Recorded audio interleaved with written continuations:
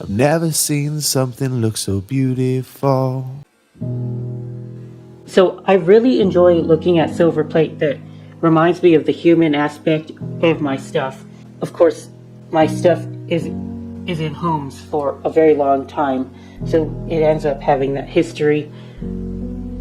But you never know the history and backstory of any of my pieces unless they have interesting stories behind them. And we have a regular old bowl, and although it doesn't give it any value, it does break up the monotony of looking through my finds. And it appears that it was a person who spent 10,000 hours volunteering for the Veterans Administration. So it's kind of cool to see that, you know. Again, I doubt it's worth anything more than just a regular bowl.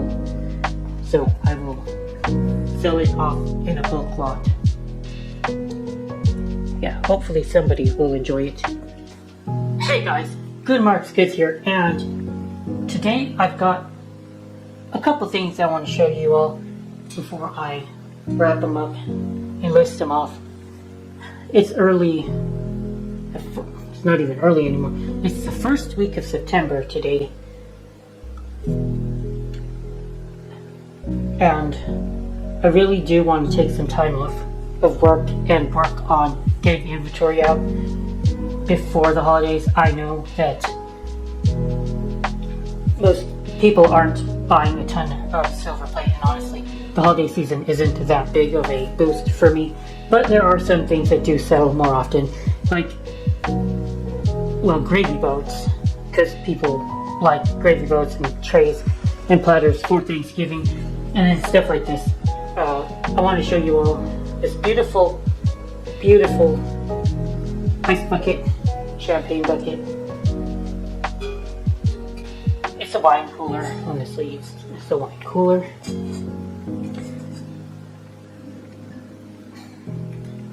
Can you use all three words interchangeably? It's less an ice bucket and more a wine cooler, actually, come to think of it.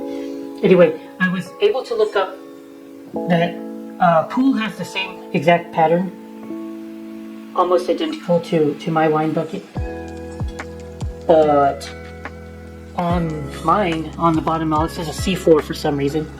I don't know why that is. All it says is C4. That is just strange to me.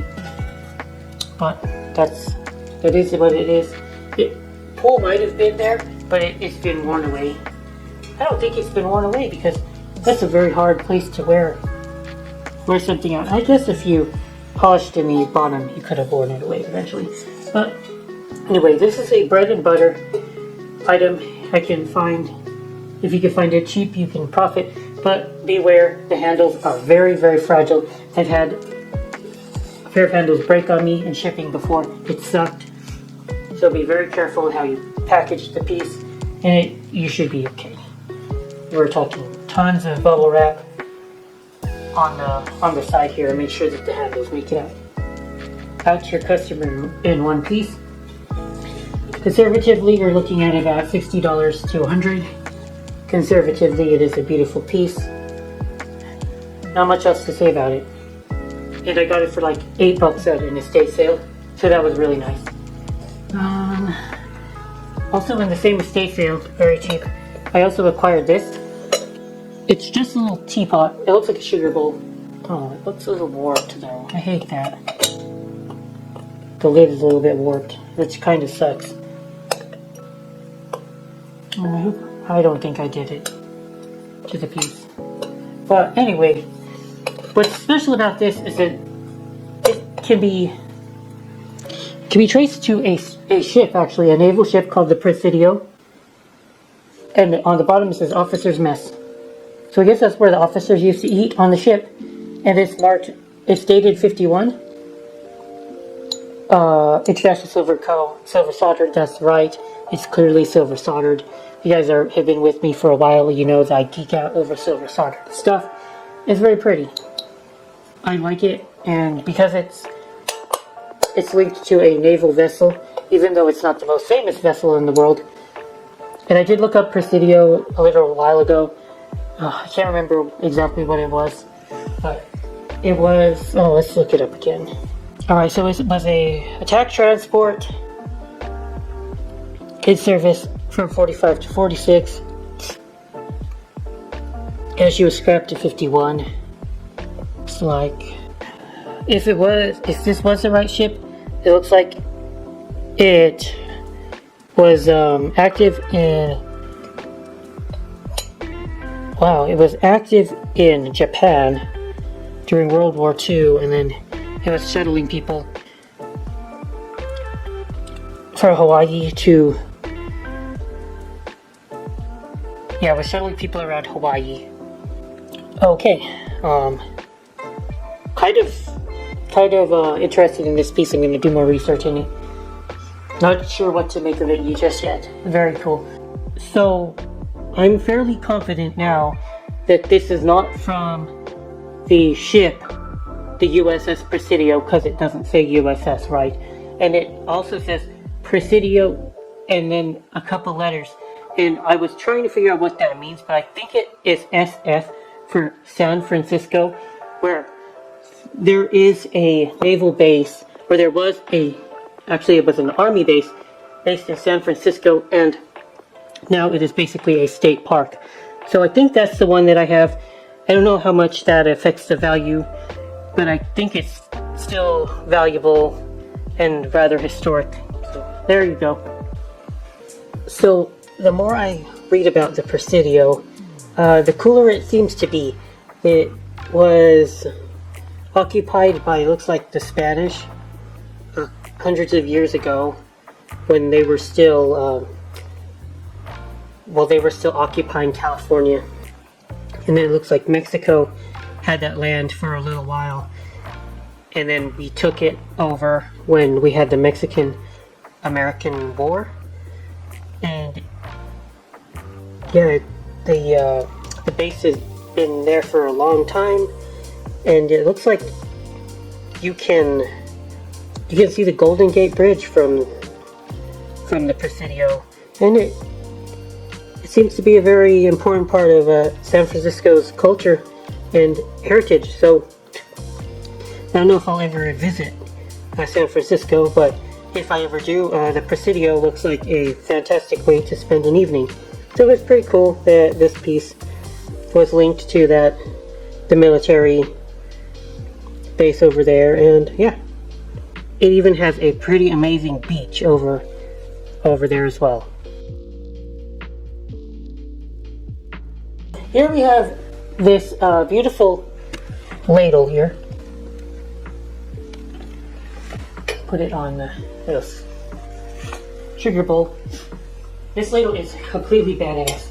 It's huge and magnificent, and it's marked Gorham with the anchor. Interestingly enough, that's all you get: Gorham and an anchor. This time, no EP, no electroplate, just Gorham. That's kind of unusual, but quite neat. We've got the monogram here. It's a well done monogram. I don't mind it. I don't mind it at all. Value wise, I would give this conservative estimate of 30 to 50. It's in the King's pattern, and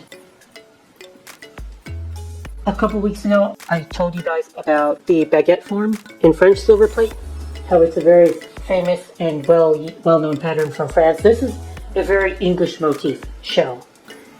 The shell here, and anyway, it's called King's, and a lot of English manufacturers made flatware that looked exactly like this. I would consider this to be Gorham, being a copycat, to be honest. Gorham is, as far as I know, not English, but they did make this beautiful King's pattern using English shell motifs, and they did a great and fantastic job. Talking about naval pieces, a lot of the naval pieces that you see is in Gorham King's style. Very nice. And I'm always disparaging Chinese silver plate and modern day silver plate, but today is one of the rare exceptions that I found. I didn't even know that what I was buying was Chinese, but it's still worth something. Let me go ahead and pull it out for you guys. So this huge mess that you see before you is the pattern Grand Antique by F.B. Rogers, China. Normally a silver plate from China is worthless, but I got lucky finding one of the few patterns that are well made. And it was manufactured in China and still has a market. I am looking at maybe $1.50 to $2 a piece, and I got enough to list out as a bulk lot. I'll just ask for $1. I still have a little bit more. There, it's a nice amount. Not gonna lie, it's a nice amount. Definitely, when you play settings, I think I will just list it off as bulk. Oh, look, it's kind of grimy. Throw it in hot water. Yeah, I'm gonna clean it first before I try to sell it. It's kind of gross, to be honest with you. But hell of a find as far as how Chinese silver plate goes. It's not bad, and get the detail on it. It's very pretty for modern day stuff. It is not bad at all, and I have no idea how much I even have here. So just gonna share some pictures with you guys really quickly. So I've acquired a number of pictures lately. Let's look at this one really quick. It was made in, it's a Meriden silver plate company piece that makes an antique or an older piece. This was when it was part of the International Silver Company, and I bought it because there was a possibility that it could have been sterling from Mexico. The Mexican pictures are often like kind of unusually shaped with very sleek elongated forms that are reminiscent of modernist or mid-century modern designs. Interesting protruding handles, and the form did remind me of Mexican sterling. And unfortunately, I was wrong. I didn't take that big of a gamble on the piece, and the toning looks proper for sterling that has developed a slight patina. If I think that something is sterling, I'm usually right about a quarter of the time, so this could have been a really, really awesome find for me, but it's fine. And Meriden Silver Plate Company is a great company, and so the picture is still worth something. I'm not sure how what, at least $50 in my eyes though. Compare that with a modern day Oneida piece, which is still pleasant. It's nice. I think somebody would like it. It's tarnished as all hell, so I am going to try to polish it up.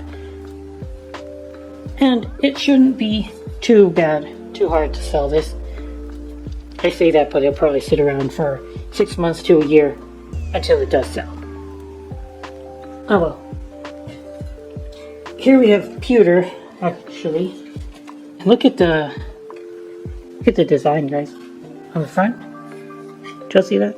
Very beautiful. It is definitely a Sheffield reproduction piece, but very pretty and well made. And $20. It has a $20 sticker on it right there. That's reasonable. I think it's worth a little bit more. It's made in India, so I might be happy with. Actually, that did not sound like pewter. No, actually, it looks like pewter, but pewter would not do that. Dung dung dung. You hear that, guys? Dung dung dung dung. No, this is like tin or something. It's a metal designed to look like pewter.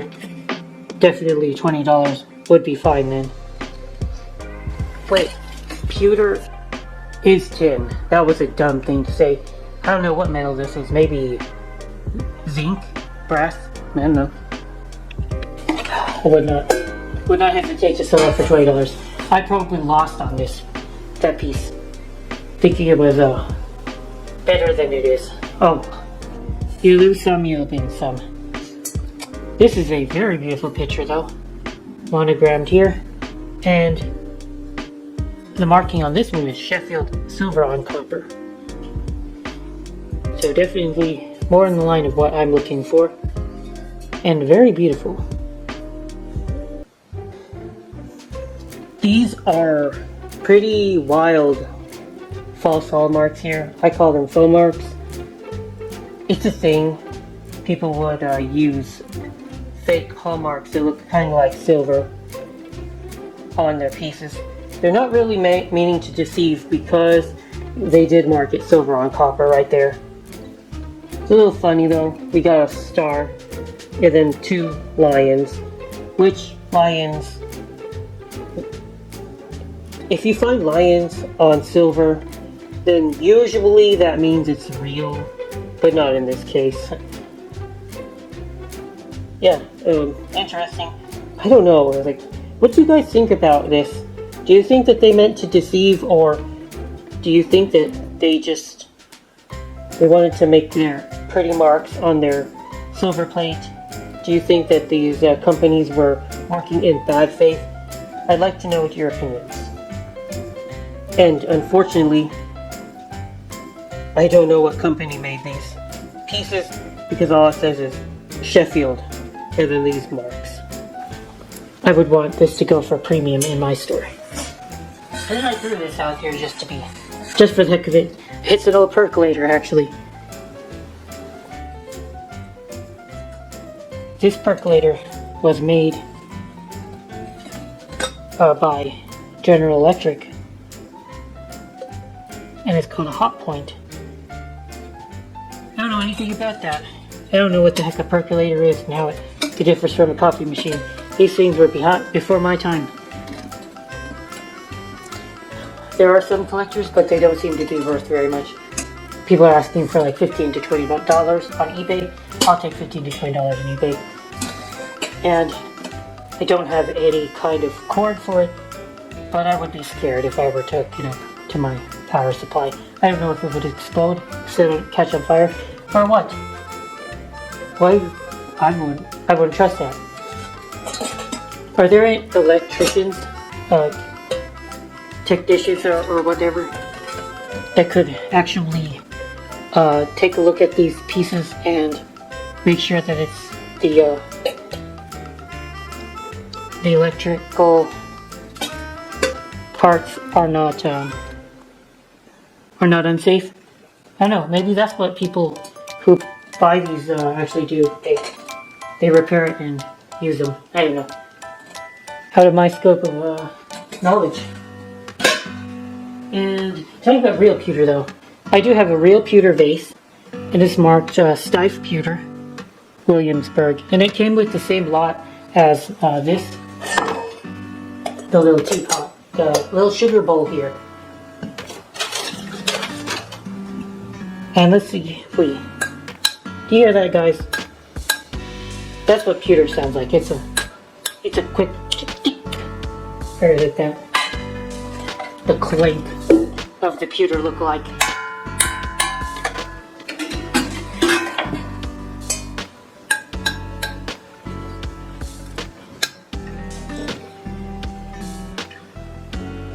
And quick shout out to the candle holders in the background here. They're just Goldinger, but they're in a rare style I haven't seen before. Very, very large bases. Yeah, maybe somebody would like those.